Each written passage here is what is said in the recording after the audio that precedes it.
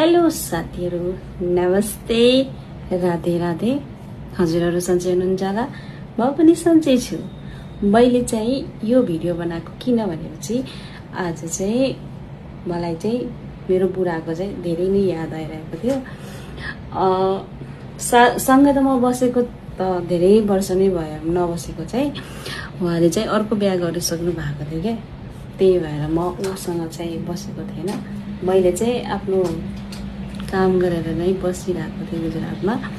अरू उहाँलाई चाहिँ कहिले क्यान्सर भयो भनेको मलाई थाहै भएन।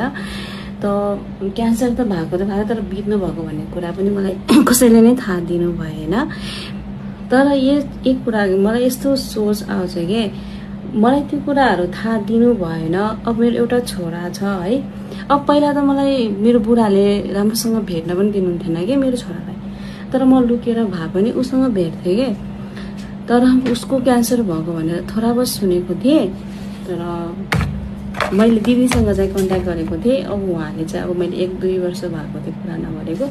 त उहाँले पनि यस्तै भन्नुभयो क्या, यत्रो वर्ष कहाँ गएको थिइस् यस्तो भन्नु। मैले भने उहाँलाई क्यान्सर भएको छ र यति वर्ष फोन नगरेर छोराको पनि माया नमानेर कहाँ गएर थियो भनेर भन्नुभयो। मैले फेरि केही भन्न सकेन। फेरि मेरो छोराले पनि मसँग कुरा गर्न चाहेन। तर मैले चाहिँ फेरि उसपछि मैले कुरा गर्नै छोडिदिएँ। तर उसलाई चाहिँ क्यान्सर भएको रहेछ।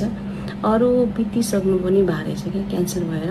कसैले पनि मलाई थाहा नै दिनु भएन क्या।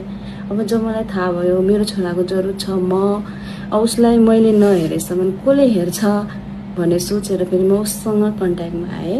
अरू कुराकानी भयो होइन। कुराकानी भन्नाले पनि किन भयो भन्दाखेरि उनीहरूलाई चाहिँ मेरो नागरिकता चाहिएको थियो कि बाबुको लागि।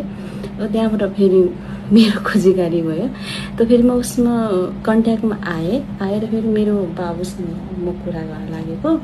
अरू घर गएर मैले चाहिँ क्रिया जो गर्नु थियो गरेको।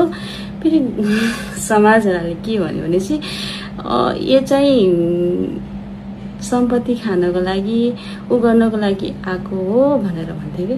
तर मलाई त्यो चिज केही पनि चाहिएन कि। मलाई चाहिँ सिर्फ मेरो छोरा राम्रोसँग पढोस् भन्न चाहन्छु कि। म भले मेरो छोरालाई नमकसँग भए पनि खिलाएर भए पनि म खुसी राख्न चाहन्छु कि। मलाई कसैको केही पनि चाहिएन। न उसको धन चाहियो न सम्पत्ति चाहियो मलाई।